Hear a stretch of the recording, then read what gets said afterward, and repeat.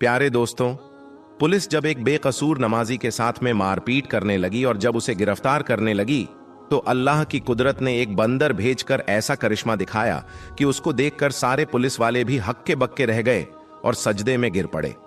आज की इस वीडियो में हम आपको इसी वाकये की पूरी तफसील बताने वाले हैं, जिसको सुनकर यकीनन आप लोग भी हैरान और परेशान हो जाओगे और आप भी यह मानने पर मजबूर हो जाओगे कि मेरे अल्लाह की कुदरत बहुत बड़ी है और अल्लाह अपने हर एक नेक बंदे की दुआ को जरूर सुनता है, उनके दुख मुसीबत में मदद भी करता है। इसलिए आज की यह वीडियो आप सभी के लिए बहुत खास है, इसलिए वीडियो को पूरा जरूर देखिएगा। और अगर आपको अल्लाह की कुदरत पर मुकम्मल भरोसा है तो कमेंट बॉक्स में अल्लाहू अकबर लिखकर इसको शेयर कर दें ताकि और भी लोगों के पास यह वीडियो पहुंच सके। तो चलिए शुरू करते हैं आज की वीडियो। दोस्तों, आज जो वाकया हम आपको यहां पर बताने वाले हैं, यह वाकया पंजाब का बताया जाता है। पंजाब में एक छोटा सा गांव है सरगोधा। उस गांव में एक मुसलमान लड़का रहता था जिसकी उम्र तकरीबन 30 साल के करीब थी। लड़का बहुत ही नेक और परहेजगार था, 5 वक्त का नमाजी था और हर नमाज को उसके सही वक्त पर ही अदा करता था और कोशिश करता था कि वह हर नमाज मस्जिद में जमात के साथ ही अदा करे। यही वजह थी कि उस लड़के का ज्यादातर वक्त मस्जिद में ही गुजरा करता था। और यही नहीं, जब यह लड़का नमाज से फारिग हो जाता था तो उसके बाद यह कुछ वक्त के लिए मस्जिद के एक कोने में बैठ जाता और कुरान पाक की तिलावत भी करता था। और वह ऐसा हर नमाज के बाद में किया करता, यानी कि हर नमाज के बाद वह थोड़ी देर कुरान पाक जरूर पढ़ता था। उसकी इस आदत के बारे में सभी नमाजियों को अच्छी तरह से मालूम था। उस नौजवान का इस्लाम से इतना ज्यादा लगाव देखकर सारे लोग उस पर ना सिर्फ नाज करते बल्कि उसकी बहुत ज्यादा इज्जत भी किया करते थे। यह लड़का हर किसी से हुस्न अखलाक के साथ पेश आया करता था और कोशिश करता था कि उसकी वजह से कभी भी किसी का दिल ना दुखे। और यही नहीं, वह हर दम यह भी कोशिश करता रहता वह किसी जरूरतमंद की मदद भी कर सके। इसी वजह से गांव के सारे लोग उसके अखलाक के दीवाने थे। लेकिन उसकी दूसरी तरफ उस नौजवान का एक छोटा भाई था जो बहुत ही अय्याश किस्म का था।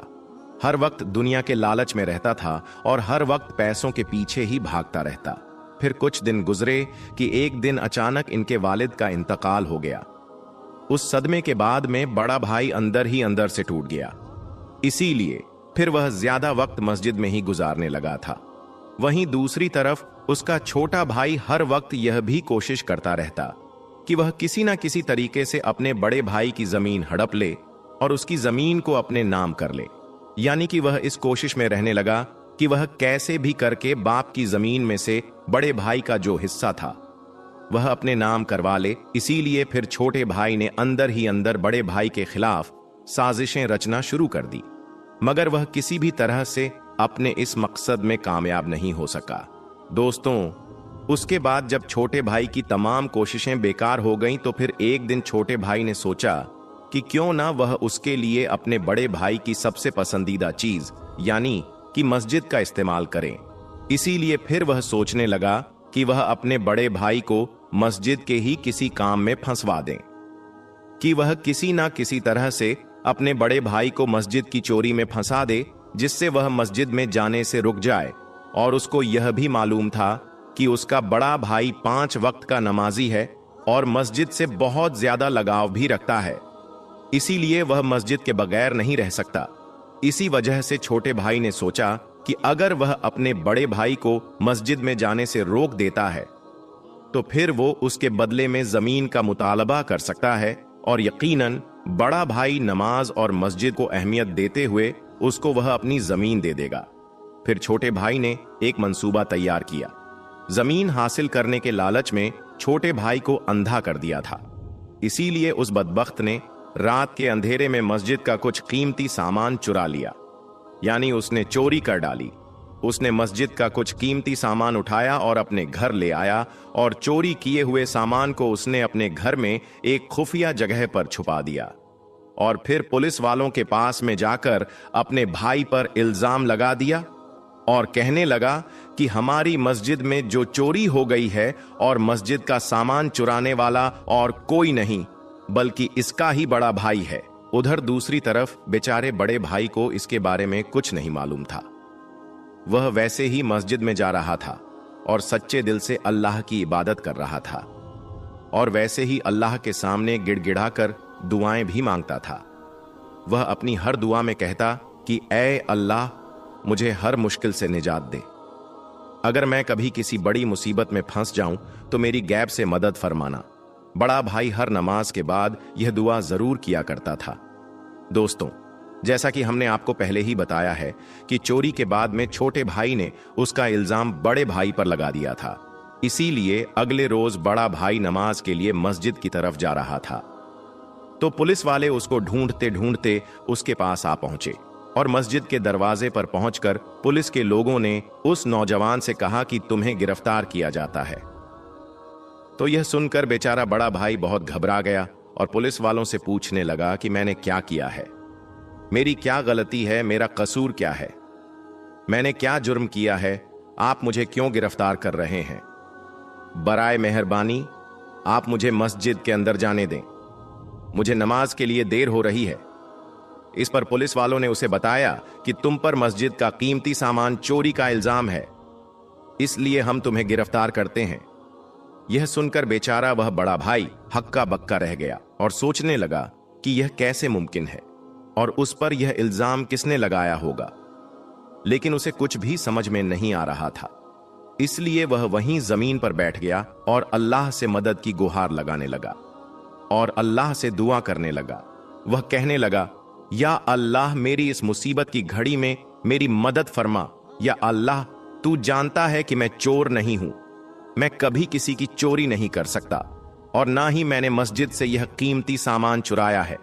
या अल्लाह, तू अपनी कुदरत से कोई ऐसा करिश्मा दिखा कि सब लोग यह मानने पर मजबूर हो जाएं कि मैं बेकसूर हूं। दोस्तों, पुलिस को मस्जिद के दरवाजे पर देखकर आसपास के बहुत सारे लोग भी जमा हो गए और वह सब के सब पुलिस वालों से कहने लगे, इस लड़के को हम अच्छी तरह से जानते हैं, यह लड़का बेकसूर है, क्योंकि यह लड़का 5 वक्त की नमाज पढ़ने के लिए इस मस्जिद में आता है और इस लड़के के अखलाक भी बहुत अच्छे हैं। इसीलिए हम सब गवाही देते हैं कि यह लड़का बहुत नेक है, यह कभी भी मस्जिद से चोरी नहीं कर सकता। इसीलिए जिसने भी इस पर इल्जाम लगाया है वह सरासर झूठा है। मगर उन लोगों की यह गवाही सुनकर पुलिस के लोग नहीं माने और कहने लगे कि हमको इस लड़के के खिलाफ पुख्ता सबूत मिले हैं, इसलिए हम इसको गिरफ्तार करेंगे। इतने में उस लड़के का छोटा भाई भी वहां पर आ पहुंचा और फिर वह अपने बड़े भाई को एक तरफ ले जाकर कहने लगा कि यह सब मेरा किया धरा है, मैंने ही तुम पर इल्जाम लगाया है। अगर तुमको तुम्हारी इज्जत प्यारी है तो तुम अपनी जमीन मेरे हवाले कर दो, तुम्हारे हिस्से में जो जमीन आई है वह मेरे नाम कर दो, तुम्हारी इज्जत मैं बचा लूंगा और तुम्हें जेल जाने से भी रोक दूंगा। और जो मस्जिद का कीमती सामान जो मैंने छुपा रखा है उसको मैं पुलिस के हवाले कर दूंगा। तो यह सुनकर बड़े भाई को बड़ा दुख हुआ। वह समझ गया था कि यह सब उसके छोटे भाई ने ही किया है। दोस्तों, अभी वह छोटा भाई अपने बड़े भाई को यह सब बातें कह ही रहा था कि इतने में अल्लाह की कुदरत से कहीं से एक बंदर नमूदार हुआ। एक हाथ में मस्जिद का वह कीमती सामान था जिसको छोटे भाई ने मस्जिद से चुराकर अपने घर में छुपाया था।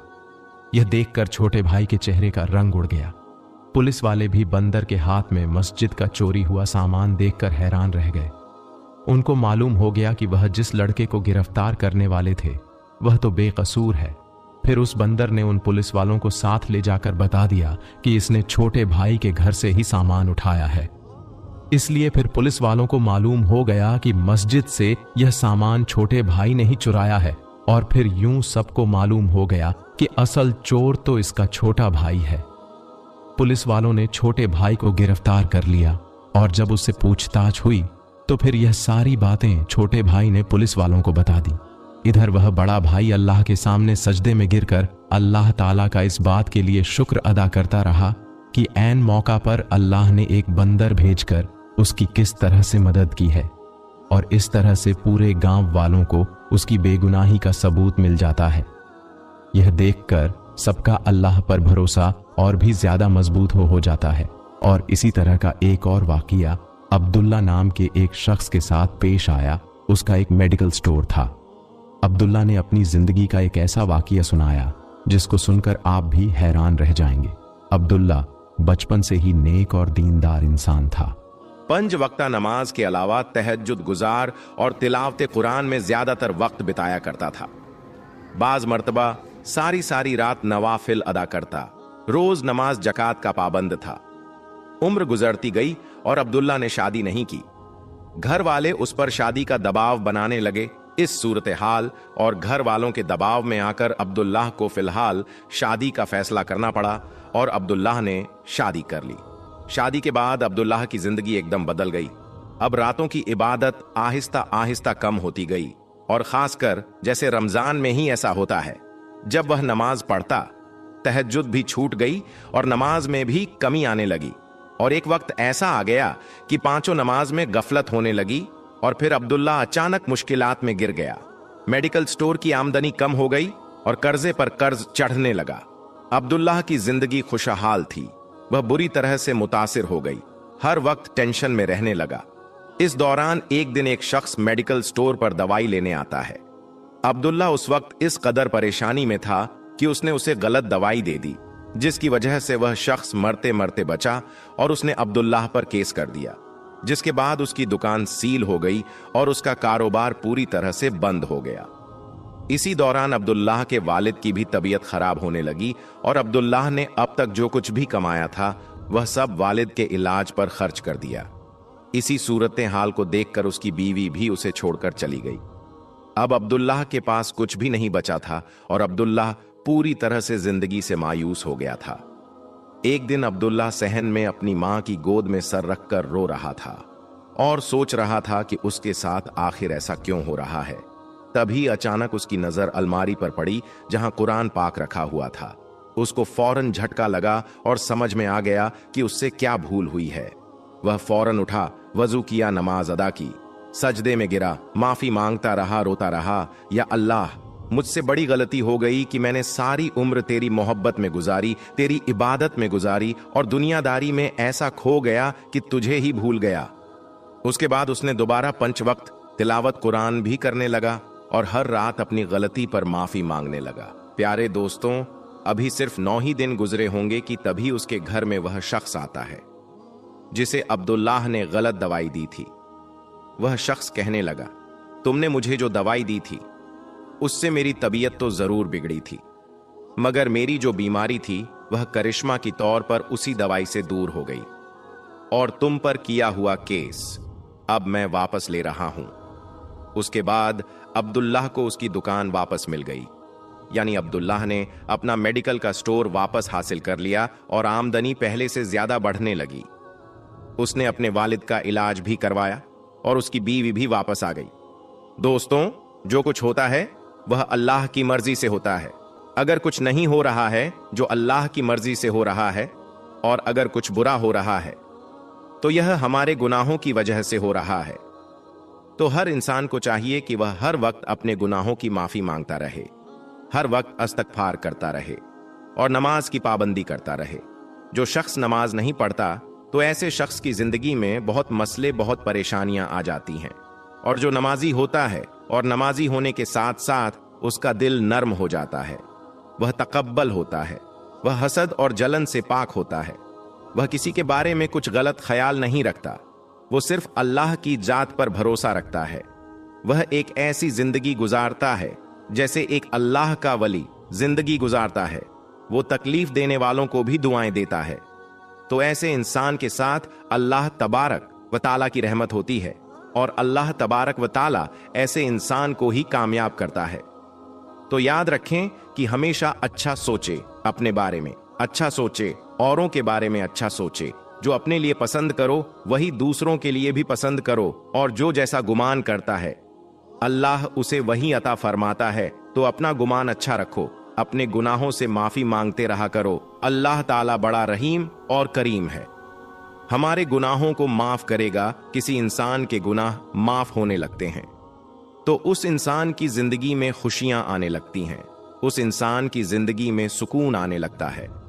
भले उसके पास नेमतें ज्यादा ना हो, भले ही उसके पास दौलत ज्यादा ना हो, लेकिन उसकी जो कमाई होती है, जो थोड़ी ही क्यों ना हो, उसमें बरकत होती है, उसमें सुकून होता है। वरना ऐसे तो हराम पैसे से इतने लोग कमाते हैं। करोड़ों कमाते हैं, लेकिन उसमें बरकत नहीं होती, उसमें सुकून नहीं होता। ऐसे लोगों को उन पैसों का कोई सुकून नहीं मिलता। उनका पैसा जैसे आता है वैसे ही खत्म हो जाता है। तो आप अगर दुनिया और आखिरत में कामयाब होना चाहते हैं तो 5 वक्त की नमाज के साथ आपने कुरान करीम को भी पढ़ना है। अगर कुरान नहीं आता तो आप उसे सीखें। अगर वह भी नहीं आता तो आप उसका तर्जुमा ही सही से पढ़ लीजिए। आपको जिस लैंग्वेज में भी चाहिए उस लैंग्वेज में कुरान करीम मिल जाएगा।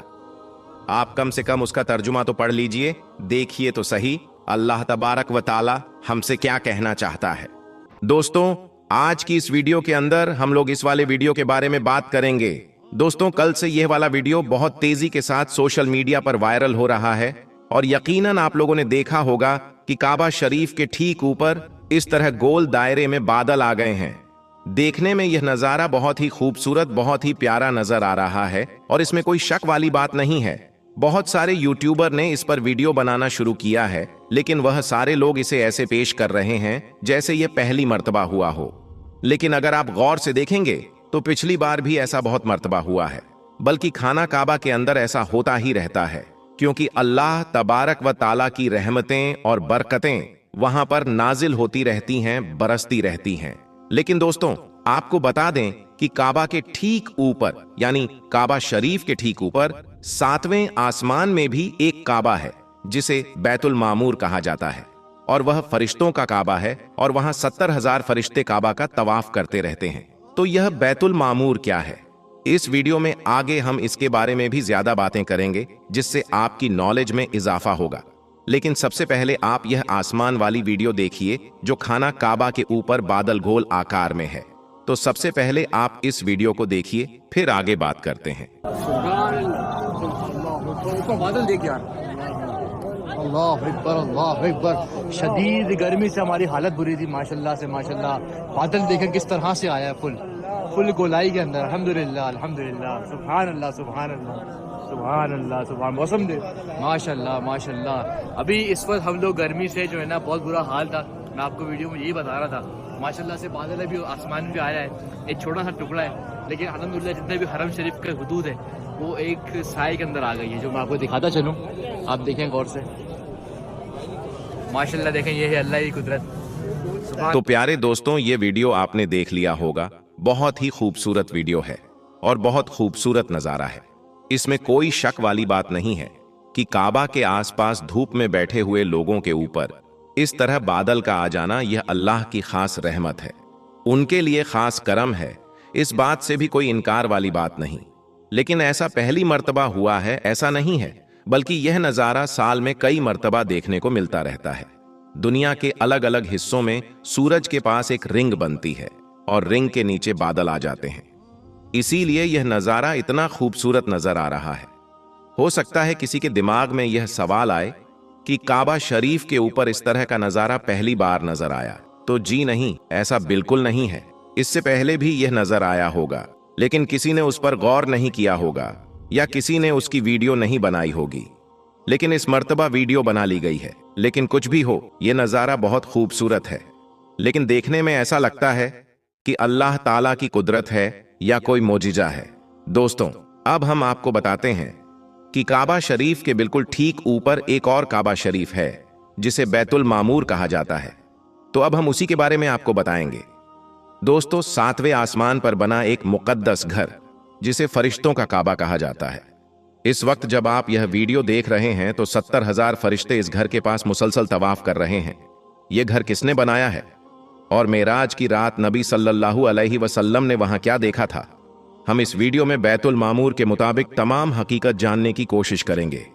दोस्तों, आप में से अक्सर लोगों ने बैतुल मामूर का नाम तो जरूर सुना होगा, लेकिन बैतुल मामूर की असल हकीकत के बारे में आज तक सिर्फ कुछ ही लोग जानते होंगे। इसीलिए आज की हमारी यह वीडियो का टॉपिक बैतुल मामूर के ही बारे में होगा कि बैतुल मामूर क्या है, बैतुल मामूर कहाँ है, इसके अलावा बैतुल मामूर और खाना काबा का आपस में क्या रिश्ता है और यह आपस में कैसे एक दूसरे से मिलते जुलते हैं। मेरे दोस्तों, जमीन पर खाना काबा इंसानों के लिए जैसे किबला का दर्जा रखता है, उसी तरह फरिश्तों का भी काबा है जिसे बैतुल मामूर कहा जाता है। और यह किस जगह है, यहां पर फरिश्ते रोजाना क्या करने पर आते हैं, ऐसी जानकारी हम आप लोगों को देने वाले हैं, जिसे सुनकर यकीनन आप लोग भी कमेंट बॉक्स में सुभान अल्लाह जरूर लिखेंगे। तो चलिए दोस्तों, चलते हैं अपने टॉपिक की तरफ। दोस्तों, जमीन पर खाना काबा इंसानों के लिए किबले का दर्जा रखता है। इसी तरह 7वें आसमान पर भी फरिश्तों का काबा है, जिसे बैतुल मामूर कहा जाता है।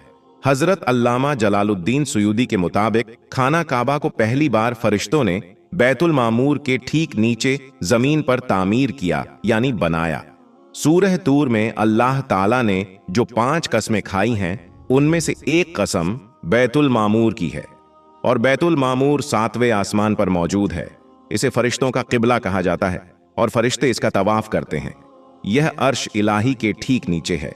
मुस्लिम शरीफ में मेराज शरीफ की लंबी हदीस में यह भी है कि 7वें आसमान पर रसूल अल्लाह सल्लल्लाहु अलैहि वसल्लम जब तशरीफ लाए तो हजरत इब्राहिम अलैहिस्सलाम को बैतुल मामूर से टेक लगाए देखा, जिसमें रोजाना 70,000 फरिश्ते आते हैं, और जो एक बार आता है वो दोबारा लौट कर नहीं आता।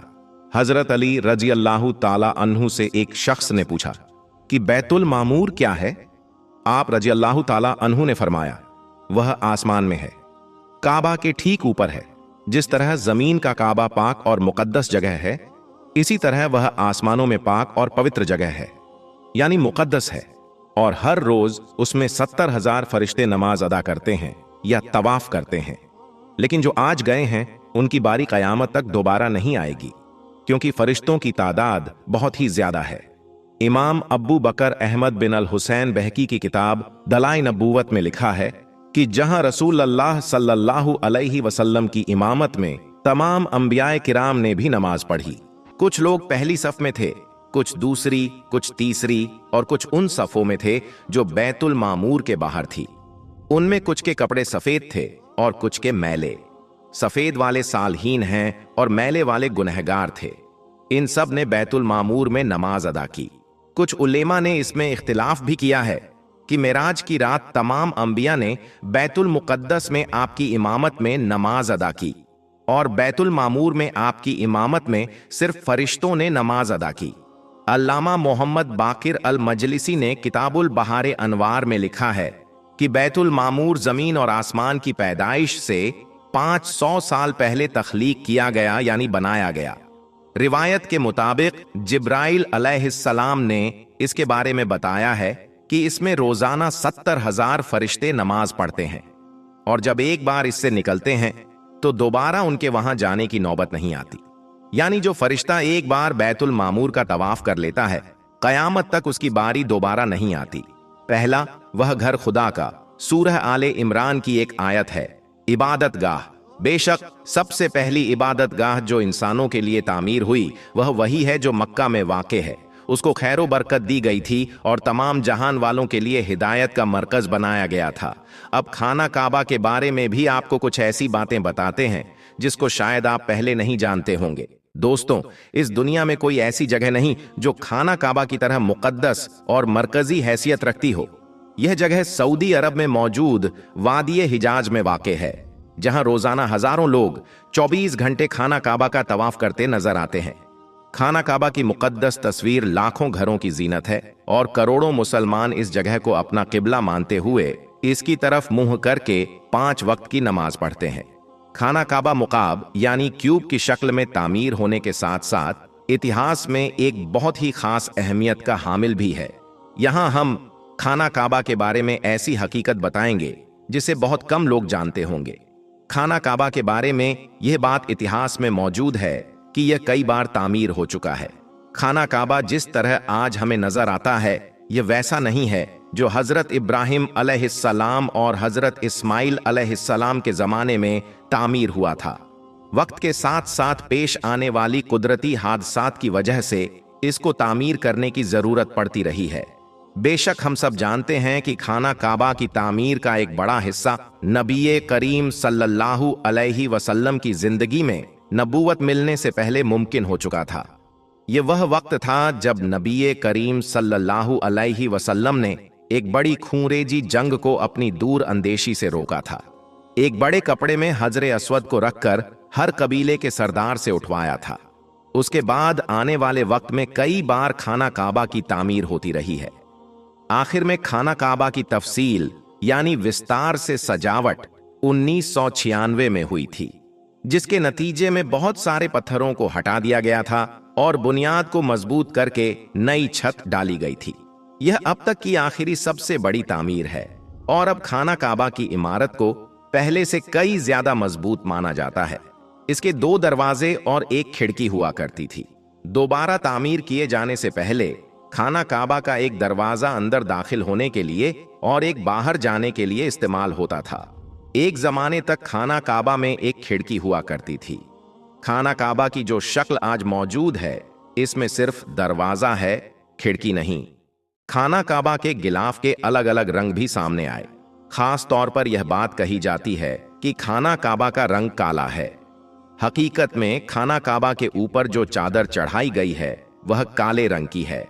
हम लोगों को खाना काबा हमेशा काले रंग के गिलाफ और सोने के धागों में देखने की ऐसी आदत हो चुकी है कि हम इसको किसी और रंग में सोच भी नहीं सकते। लेकिन इससे पहले खाना काबा अलग अलग रंगों के गिलाफ से ढका रहता था। इन रंगों में हरा, लाल और सफेद रंग शामिल है। खाना काबा की चाबियां एक ही खानदान के हवाले में है।